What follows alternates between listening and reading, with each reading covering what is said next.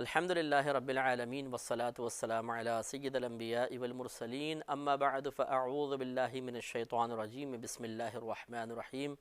الحمدللہ الہادی پروگرام میں اللہ تبارک و تعالیٰ کی ذات بابرکت پر تفصیلی کلام کرنے کے بعد اب ہم انشاءاللہ صفات باری تعالیٰ پر کچھ کلام کے سعادت حاصل کریں گے۔ اللہ تبارک و تعالیٰ نے اپنی ذات کی جو معرفت قرآن عظیم میں عطا فرمائی اس کا خلاصہ یہی تھا جو آپ کی خدمت میں عرض بھی کیا تھا کہ لیسا کمثلہ شیء، اس نے فرما کر یہ بات واضح فرما دی کہ وہ مخلوق میں کسی کی مثل نہیں اور مخلوق میں سے کوئی اس کی مثل نہیں۔ اس لیے ہم نے اللہ تعالیٰ کی ذات کے بارے میں ایک نظریہ اور عقیدہ قائم کیا کہ وہ جسمانیت سے پاک و صاف ہے، اس کے اعضاء نہیں ہیں، اس کا تصور نہیں کیا جا سکتا، اس کے لیے کوئی جگہ متعین نہیں کی جا سکتی، اس کے لیے کوئی خاص سمت کا تعین نہیں ہو سکتا ہے۔ یہ ہمارا بنیادی نظریہ اور عقیدہ ہے۔ ہاں، اللہ تبارک و تعالیٰ کی ذات کی معرفت کے لیے کائنات میں موجود دلائل پر غور و تفکر کیا جائے جس سے اس کی موجودگی کا یقین حاصل ہوگا، اور اللہ تبارک و تعالیٰ نے قرآن عظیم میں جو اپنی صفات ذکر فرمائیں ان صفات پر اگر غور و تفکر کیا جائے تو اللہ تبارک و تعالیٰ کی مزید معرفت حاصل ہوگی کہ وہ رب کریم کن صفات کا حامل ہے، جس سے ظاہر ہوگا کہ وہ عام مخلوق کی طرح معاذ اللہ نہیں ہے، بلکہ وہ مخلوق کا یقیناً خالق و مالک ہے اور کوئی اس کا ہم نظیر نہیں، ہم پلہ نہیں ہے۔ تو آج سے انشاءاللہ ہم اللہ تعالیٰ کی صفات پر کلام کی سعادت حاصل کریں گے۔ پہلے یاد رکھیے کہ اللہ تعالیٰ کی صفات دو طرح کی ہیں، ایک صفات ذاتیہ کہلاتی ہیں اور دوسری صفات فعلیہ کہلاتی ہیں۔ صفات ذاتیہ تو وہ ہیں کہ جن کا کسی فعل سے تعلق نہیں ہے بلکہ خاص اللہ کی ذات سے اس کا تعلق ہے۔ یہ اشاعرہ کے نزدیک 7 ہیں اور ماتریدیہ کے نزدیک 8 ہیں۔ اشاعرہ یعنی جو ابو موسیٰ اشعری رحمۃ اللہ علیہ کے ماننے والے ہیں، اور ماتریدیہ کہتے ہیں جو ابو منصور ماتریدی رحمۃ اللہ علیہ کے ماننے والے ہیں۔ یعنی یہ دو بزرگ ایسے گزرے تھے کہ جنہوں نے عقائد کے سلسلے میں پختہ دلائل قائم کیے اور عقائد پر بحث کر کے جو اسلامی عقائد تھے ان کو تفصیل سے لکھا، وضاحت کی اور باطل عقائد کا انکار کیا۔ تو جنہوں نے حضرت ابو موسیٰ اشعری رحمۃ اللہ علیہ کے دلائل کو قبول کیا اور ان کے بیان کردہ عقائد کو سمجھا اور ان کو مناسب تصور کیا، قرآن و حدیث کے جو دلائل کے روشنی میں بیان ہوئے، تو وہ اشاعرہ کہلائے، اور جنہوں نے ابو منصور ماتریدی کی وضاحتوں کو قبول کیا وہ ماتریدیہ کہلائے۔ ان دونوں میں بظاہر کوئی ایسا حقیقی اختلاف نہیں ہے، ہاں لفظی اختلاف ہو سکتا ہے الفاظ کے اعتبار سے، ورنہ دونوں کے بظاہر عقیدے ایک ہی ہیں۔ تو اللہ تبارک و تعالیٰ کی صفات ذاتیہ کے بارے میں ضرور تھوڑا سا اختلاف کرتے ہیں کہ اشاعرہ کہتے ہیں کہ صفات ذاتیہ 7 ہیں، جن میں سے نمبر 1 حیات، زندہ ہونا، دوسرا قدرت، تیسرا علم، چوتھا کلام، پانچواں سننا اور چھٹا دیکھنا، اور ساتواں ارادہ۔ تو حیات، قدرت، کلام، علم، سننا، دیکھنا اور ارادہ، یہ 7 اللہ کی صفات ہیں۔ اور جو ماتریدیاں ہیں وہ صفت تکوین بھی مانتے ہیں۔ صفت تکوین کا مطلب یہ ہے کہ اللہ تبارک و تعالیٰ جب کسی چیز کا ارادہ فرماتا ہے، اس ارادے کے بعد جب وہ اس شے کو مارز وجود میں لانا چاہتا ہے تو پھر وہ گویا کہ صفت تکوین کے ذریعے اس کو مارز وجود میں لاتا ہے، یعنی اس کو صفت مؤثرہ کہتے ہیں۔ صفت مؤثرہ کا مطلب یہ ہے کہ وہ چیزوں کے اندر ایک اثر ڈالتی ہے، اور کوئی چیز اگر موجود تھی تو عدم میں چلی جاتی ہے اور عدم سے وجود کی طرف آ جاتی ہے۔ تو اگر آپ غور و تفکر فرمائیں تو یہ حقیقتاً 7 ہی صفات ہوتی ہیں۔ 8ویں جو صفت تکوین ہے وہ صفات فعلیہ کے اوپر اس کا اطلاق ضرور ہوتا ہے، لیکن وہ صفات ذاتیہ میں اشاعرہ نے اس کو شمار نہیں کیا۔ تو اس لیے جمہور علماء اسلام اسی پر ہیں کہ اللہ تبارک و تعالیٰ کی ذات 7 صفات سے ضرور متصف ہے۔ تو ان پر ہم تھوڑا سا کلام کرتے ہیں۔ جیسے مثلا حیات ہے، تو حیات اللہ تبارک و تعالیٰ کی صفت ہے زندہ ہونا۔ اللہ تعالیٰ سورہ بقرہ آیت نمبر 255 میں فرماتا ہے الحی القیوم، وہ حی ہے، قیوم ہے۔ حی معنی زندہ ہے، تو زندہ حی، صرف زندہ تو ہم بھی ہیں لیکن ہم حقیقتاً حی نہیں ہیں، بلکہ زندہ وہ ہے جو ہمیشہ سے زندہ ہو اور ہمیشہ زندہ رہے، حی وہ ہے۔ تو اللہ تعالیٰ کی صفات میں چونکہ دوام ہے، اور اس دوام کے معاملے میں کوئی اللہ کا شریک نہیں ہو سکتا۔ ہم بھی زندہ ہیں، فی الحال ہم حی کہلا سکتے ہیں، بھئی یہ حی ہے مثال کے طور پر، لیکن حقیقتاً حی کا معنی ہے جو ہمیشہ سے زندہ ہو اور ہمیشہ زندہ رہے۔ تو یہ زندگی ہمارے پاس تو بعد میں پہنچی ہے نا، ہم پہلے تو کچھ بھی نہیں تھے، معدوم تھے، پھر اللہ نے ہمیں پیدا کیا، زندگی بخشی، اور پھر ایک دفعہ یہ زندگی چھن جائے گی، ہم مر جائیں گے۔ ہاں، یہ پھر ایک نئی زندگی آئے گی جس کو عالم برزخ کہتے ہیں، پھر حقیقتاً یہی دنیاوی زندگی لوٹ آئے گی، میدان معاشر میں آئیں گے، پھر اس زندگی میں دوام ہے۔ لیکن آپ دیکھیں پہلے وہ زندگی نہیں تھی، پھر ملی، پھر اس میں انقطاع پیدا ہوگا، پھر ملے گی، پھر دوام، جبکہ اللہ تبارک و تعالیٰ کے زندہ ہونے میں ہمیشہ ہمیشہ ہمیشگی ہے، دوام ہے، استمرار ہے۔ اس میں کبھی ایسا نہیں ہے کہ انقطاع پیدا ہوا ہو، اس میں ایسا نہیں ہے کہ کبھی وہ پہلے عدم میں تھی بعد میں وجود میں آئی۔ تو اللہ تعالیٰ ہمیشہ سے زندہ ہے اور ہمیشہ زندہ رہے گا، اس کو ایسی ذات کو حی کہتے ہیں، اور یہ یقیناً اللہ تبارک و تعالیٰ کے ہی لیے زیبا ہے۔ میرا رہنما کوئی اور ہے۔ قیوم جو ہمیشہ قائم رہنے والا ہو، ہمیشہ سے قائم ہو اور ہمیشہ قائم رہے گا۔ اسی لیے حی اکیلا نام رکھنا مناسب نہیں ہے، عبد الحی نام رکھنا چاہیے۔ اسی طرح فقہاء نے فرمایا کہ قیوم وہ ذات ہے جو ہمیشہ سے قائم ہو اور اپنے قیام میں کسی کی محتاج نہ ہو اور ہمیشہ قائم رہے۔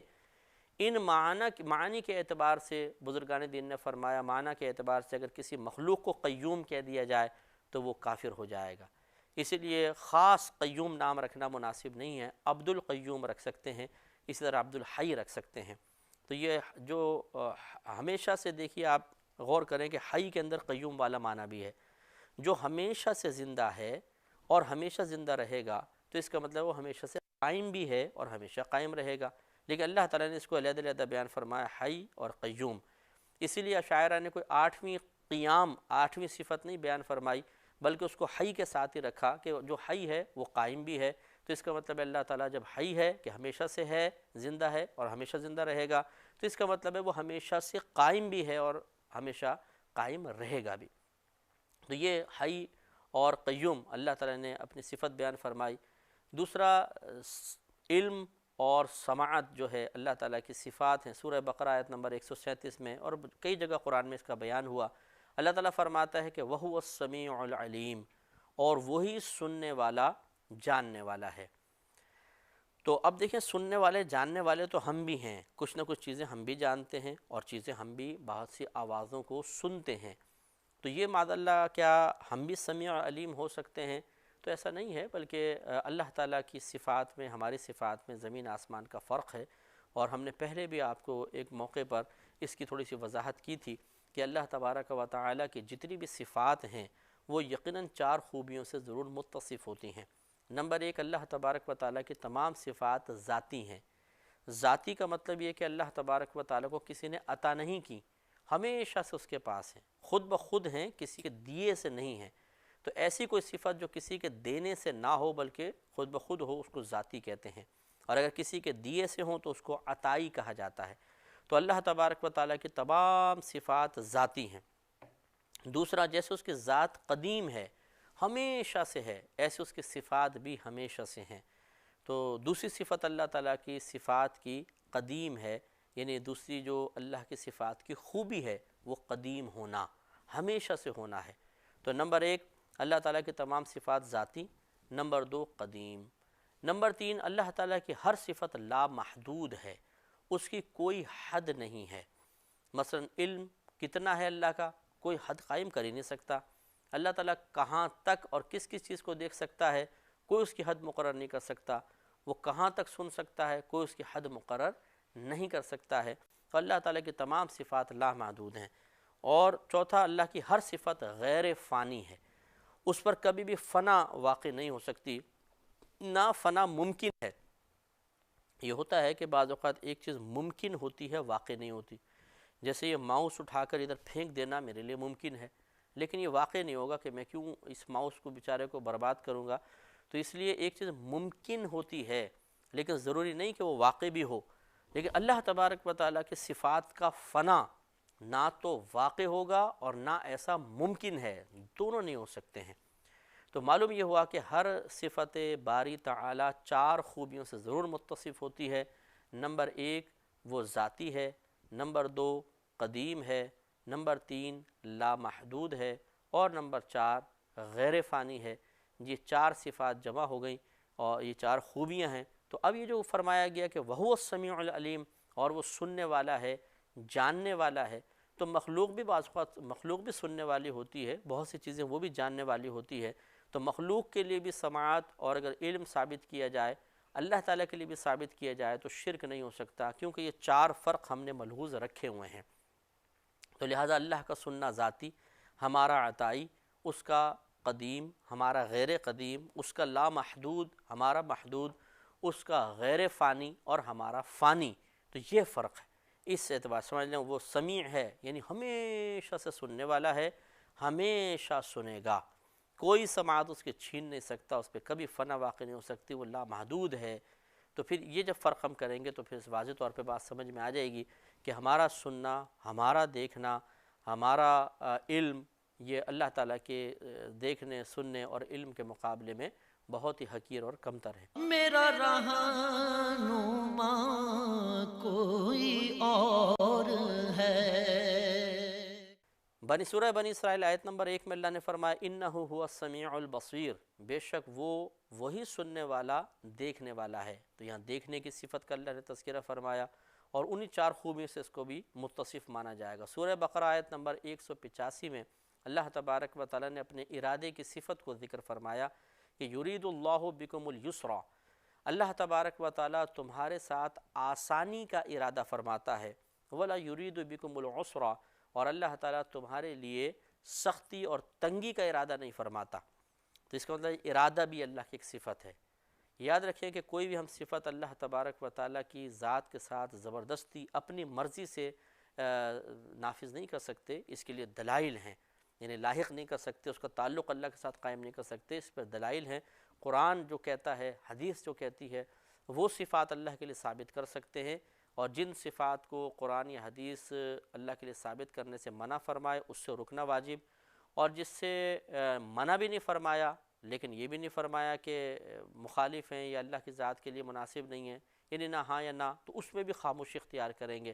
بلا ضرورت اپنی طرف سے ہم اللہ تعالیٰ کی ذات کے ساتھ کوئی خوبی یا صفت متصف نہیں کر سکتے کہ ہو سکتا ہے اس میں کوئی ایسی غلطی ہو جائے کہ ایمان پر فرق پڑ جائے۔ لہذا جو قرآن میں بیان ہوا وہ ضرور ہم ثابت کریں گے۔ تو ارادہ اللہ تعالیٰ کی صفت ہے جو اس کی ذات کے ساتھ متصف ہے۔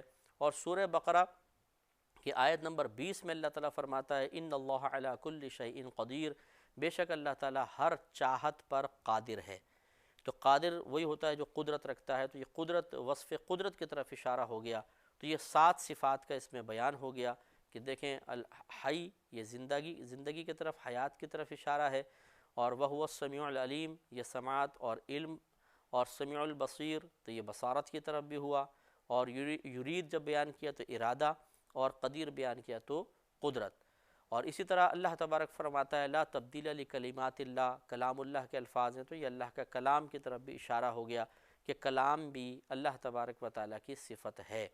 لیکن یاد رکھیں کہ جیسے بھی آپ کو سمجھایا کہ ارادہ ہم بھی کرتے ہیں، ارادہ اللہ تعالیٰ بھی کرتا ہے، لیکن ہمارے اور اللہ تعالیٰ کے ارادے میں بڑا فرق ہے کہ وہ صفت ذاتی ہے ہماری عطائی، وہ لامحدود ہماری محدود، وہ غیر فانی ہماری فانی، وہ قدیم اور ہماری صفات غیر قدیم، یہ فرق ضرور ملحوظ رکھا جائے۔ کلام باری تعالیٰ میں ایک تھوڑی سی بات اور مزید میں عرض کر دیتا ہوں کہ دیکھیں جب اللہ تعالیٰ نے فرمایا لیسا کمثلہ شیء، اللہ تعالیٰ کی مثل کو، اس کی مثل یعنی اللہ کی مثل کوئی بھی شے نہیں ہے، تو اس کا مطلب یہ ہوا کہ جب اس کی مثل کوئی شے نہیں ہے تو نہ ذات کے اعتبار سے اس کی مثل ہے، نہ صفات کے اعتبار سے اس کی مثل ہے۔ یہ دونوں چیزیں ذہن میں رکھیں۔ لہٰذا کلام جو ہے، ہم جب کلام کرتے ہیں تو دیکھیں ایک ہم الفاظ بیان کرتے ہیں، یعنی منہ سے جو کچھ ہم بیان کرتے ہیں، جو بات کہتے ہیں اس کو کہتے ہیں لفظ، اور اس کی ایک آواز ہوتی ہے۔ یہ جو ہم جو کچھ بول رہے ہیں یہ کلمات ہوتے ہیں، الفاظ ہوتے ہیں، اور ان کی ایک باقاعدہ آواز ہوتی ہے۔ تو ہماری جب ہم بات بیان کرتے ہیں اس میں صوت بھی ہے، آواز بھی ہے، اور الفاظ بھی ہیں، لیکن اللہ تبارک و تعالیٰ کا کلام آواز سے اور الفاظ کی قید سے پاک و صاف ہے، کیونکہ فرق کرنا ہے۔ ہمارا کلام آواز کے ساتھ ہے، اللہ تعالیٰ کا بے آواز کلام ہوتا ہے۔ ہمارے کلام میں الفاظ ہوتے ہیں، اللہ تعالیٰ کے کلام میں الفاظ نہیں ہیں، یعنی الفاظ کیونکہ وہ منہ سے تلفظ تو نہیں ہو رہا، کیونکہ اللہ تعالیٰ کے لیے منہ نہیں ہے۔ تو اب یہ تھوڑی سی گہری بات ضرور ہے، لیکن میں نے تدبر قرآن میں بھی اس پر کلام کیا تھا کہ اتنا ضرور سمجھ لیں کہ اللہ تبارک و تعالیٰ کا کلام ہمارے کلام یا ہمارا کلام اللہ کے کلام کی مثل نہیں ہے۔ ہمارے کلام میں الفاظ بھی ہوتے ہیں، ہمارے کلام میں آواز بھی ہوتی ہے، اور وہ صوت سے، آواز سے اور الفاظ کی قید سے پاک و صاف ہے۔ اب وہ پھر ہے کس قسم کا، بلا تمثیل میں صرف سمجھانے کے لیے عرض کر رہا ہوں۔ جیسے مثال کے طور پہ آپ میرے سامنے بیٹھ جائیں، میں آپ کے سامنے بیٹھا ہوں، اور ہمیں اتنی قدرت حاصل ہو جائے کہ میں اپنے ذہن میں موجود بات بغیر زبان ہلائے آپ کے ذہن تک منتقل کر سکوں، اور آپ اپنے ذہن کی بات میرے ذہن تک منتقل کر سکیں۔ اب مثلا زبان بندے میں نے پوچھا آپ کے کیا حال ہے، صرف ذہن سے یہ سوال آپ تک پہنچ گیا مثال کے طور پر، اور آپ نے جواب دیا الحمدللہ اللہ کا کرم ہے، میں نے اس کو سمجھ بھی لیا۔ اب دیکھیں کلام ہو رہا ہے، لیکن نہ اس میں الفاظ ہیں، نہ اس میں کوئی آواز ہے، کہ جو مفاہیم کا انتقال ہوتا ہے اس میں آواز نہیں ہوتی، اس میں الفاظ نہیں ہوتے۔ تو بلا تمثیل کا لفظ میں اسی لیے کہہ رہا ہوں کہ معاذ اللہ ایسا نہیں کہ اللہ کا کلام دیکھیں اس طرح جیسے میں نے بیان کیا، بس یہی سمجھ لیں کہ اللہ تبارک و تعالیٰ جب جبریل امین سے کلام فرماتا ہے، یا موسیٰ علیہ السلام جو کلیم اللہ کہلاتے ہیں کہ انہوں نے باقاعدہ اللہ تبارک و تعالیٰ سے کلام کی سعادت حاصل کی، تو ایسا نہیں تھا کہ موسیٰ علیہ السلام جب زبان سے الفاظ نکالتے تھے جس کی ایک باقاعدہ آواز بھی ہوتی تھی تو آپ کو بھی آواز سی آتی ہو، بلکہ اللہ تعالیٰ کا کلام آواز اور الفاظ سے پاک و صاف ہے۔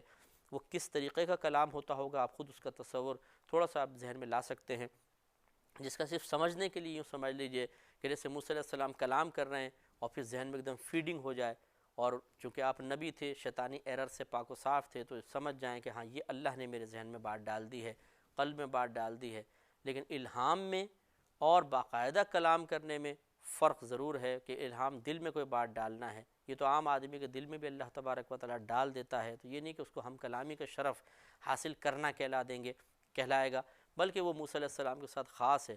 تو اس کی کیا کیفیت اور نوعیت تھی اس کی حقیقت اللہ تبارک و تعالیٰ ہی بہتر جانتا ہے، لیکن یہاں صرف اتنا سمجھانا مقصود ہے کہ اللہ تعالیٰ کی ہر چیز باکمال ہے، اللہ تعالیٰ کی ذات سے وابستہ ہر چیز میں ہزاروں عجائبات ہیں، اور ہم جب ان پہ غور و تفکر کی ادنا سی بھی جسارت کرتے ہیں تو حیرتوں کے بے شمار سمندروں میں غوطہ زن ہونا پڑتا ہے، اور کہیں راستہ نظر نہیں آتا سوائے اس کے کہ ہم شکست کو تسلیم کر کے اپنی عقل کو جھکاتے ہوئے پیچھے ہٹ جائیں۔